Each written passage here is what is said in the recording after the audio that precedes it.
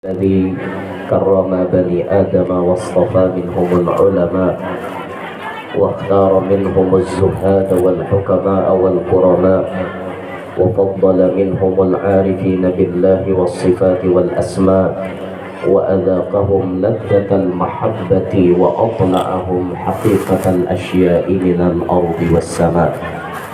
والصلاة والسلام على سيدنا وحبيبنا وشفيعنا وقرة أعيننا ونور قلوبنا محمد إمام الرسل والأنبياء وعلى آله وأصحابه السادات الأولياء وعلى التابعين وتابع التابعين لهم بإحسان إلى يوم الجزاء.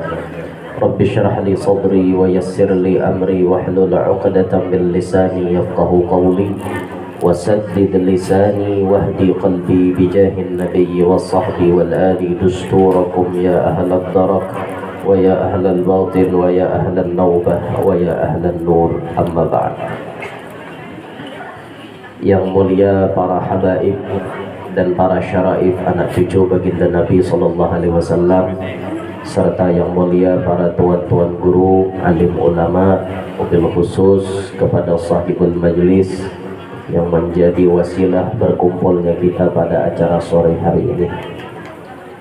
Hadirin hadirat yang ulun hormati, yang ulun muliakan, mudah-mudahan kita-kita barataan yang hadir dapat rahmat yang banyak dari Allah dan tidak pulang dari tempat ini melainkan barataan dosa-dosa kita dihapuskan oleh Allah.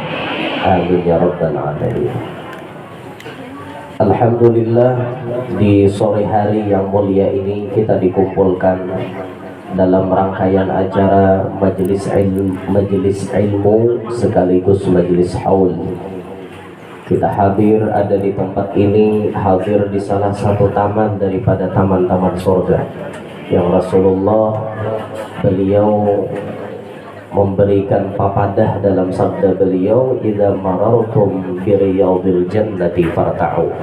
Apabila kalian melewati taman surga, mampirlah, singgahlah. Nah, ditakoni oleh sahabat, apa itu taman surga? Hilakut dzikir, halaqah zikir, perkumpulan kebaikan, apalagi perkumpulan yang di dalamnya ada ilmu. Ini merupakan taman surga. Dan insya Allah kita-kita yang duduk di taman surga mendapatkan ketenangan, mendapatkan kenyamanan insya Allah. Saking nyamannya itulah orang duduk di majelis tuh kada sedikit, tapi kada berataan panglah ada nang saking nyamannya gitu nah. Dan ini kenyataan. Mulai di rumah ini bisi masalah banyak benar, menyerabut masalah, datang di laki, datang di anak, datang di tetangga, datang di keluarga. Mau inya duduk di majelis tenang, saking tenangnya inya di majelis sampai taguring. Kawa inya guring di rumah, inya kena kawa guring karena pikirannya camoh. Tapi pas duduk di majelis, saking relaksnya inya, saking kada ada bebannya inya, sampai taguring inya di majelis. Itu kan salah satu contoh ketenangan. Tapi yang dimaksud hadir majelis bukan untuk guring. Kita hadir ke majelis untuk mendapat ilmu, untuk dapat barokah, bukan hendak guring saja ada. Tapi maksud ulun dari pandiran ulun itu tadi, maksudnya saking nyamannya orang berada di taman surga. Itulah yang digaris bawahi. Bukan ulun nyuruh guring di majelis. Terus paham-paham pian mendengar pandiran. Ya manusia wah ini ngalih. Kadang-kadang pemahamannya itu luput. Memaham guru yang nyuruh orang guring di majelis. Kada ada ulun nyuruh orang guring.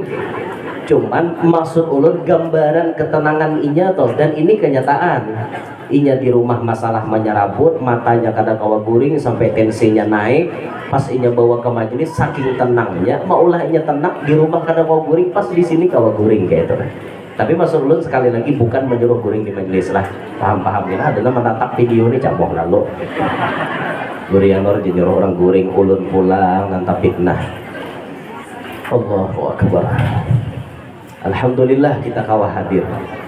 Dan hadirnya kita hari ini memperingati haul, sekaligus haul daripada kakek-kakeknya Ustadz Muhajir. Pulau Jawa Ustadz, ada di Pulau Jawa. Nah, sekaligus kita haul memperingati haul ulama sekaligus wali yang sangat mulia yang menjadi pelopor dakwah, yang menjadi penyebar dakwah, yang menjadi imam kita khususnya di tanah Banjar ini, Maulana Syekh Muhammad Arsyad bin Abdullah bin Abu Bakar Al-Banjari.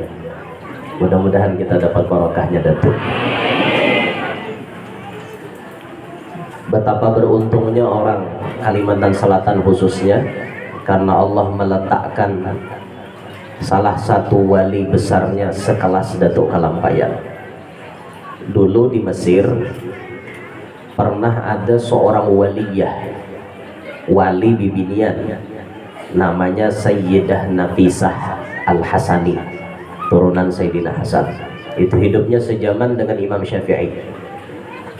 Sewaktu beliau meninggal dunia, Sayyidah Nafisah itu antara dua hendak dikuburkan.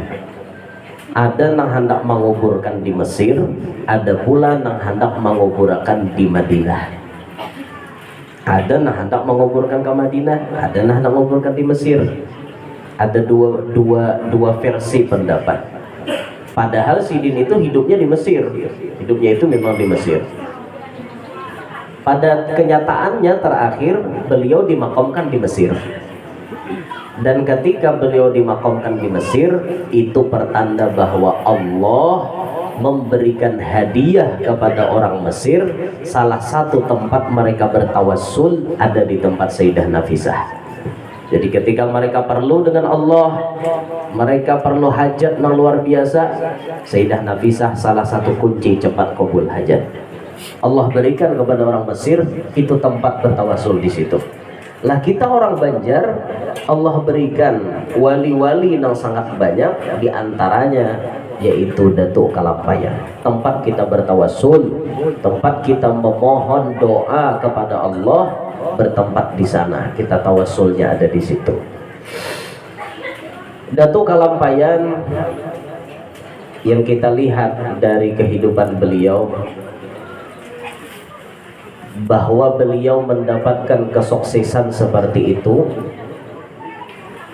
tidak lepas daripada kesungguhan beliau dalam menuntut ilmu.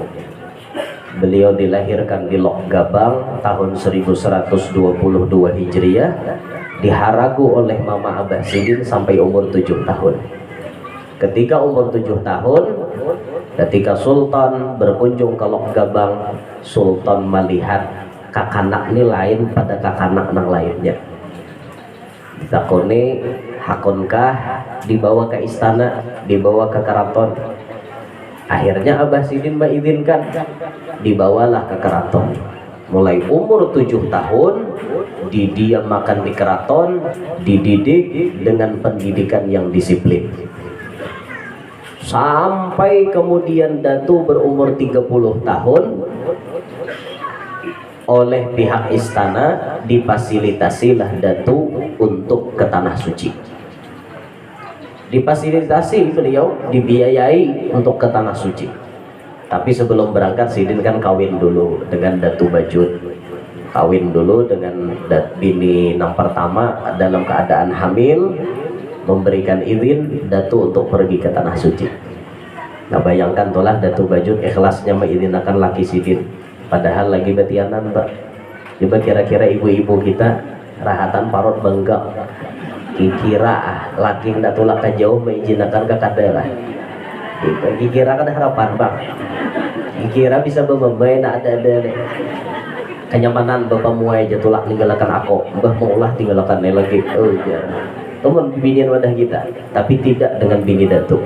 Bini Datu ikhlas melepaskan Datu untuk tulak ke Tanah Suci. Bukan main bulanan ini, mainnya puluhan tahun. Karena Datu di sana kalau tidak khilaf 35 tahun. Di Tanah Suci Datu 35 tahun. Bayangkan ditinggalkan rahatan betianan 35 tahun untuk di Tanah Suci. Masya Allah benar bini Sidin. Disiplin ilmu itu yang maulah Sidin, kunci pertama Sidin jadi orang sukses. Nah kita hendak jadi orang sukses pun demikian. Anak-anak kita hendak jadi orang sukses kayak itu juga. Kita nih nak ukur diri kita nih, kita mau ukur aku nih nangka ini bungolnya, aku nih nangka ini kada tapi pahamnya masalah ilmu, anakku barang jangan nang kayak aku. Kita harus bisi prinsip kayak itu. Orang tua itu harus memplanning, merencanakan bujur-bujur anaknya harus lebih hebat daripada kita. Kalau hari ini kita begawi di pahumaan, kita pikirkan anak kita jangan lagi sama gawian kita. Usahakan anak kita minimal bisi pabrik bani. Ini kan planning orang tua namanya ke depannya untuk mencetak anak-anaknya supaya lebih sukses daripada kita.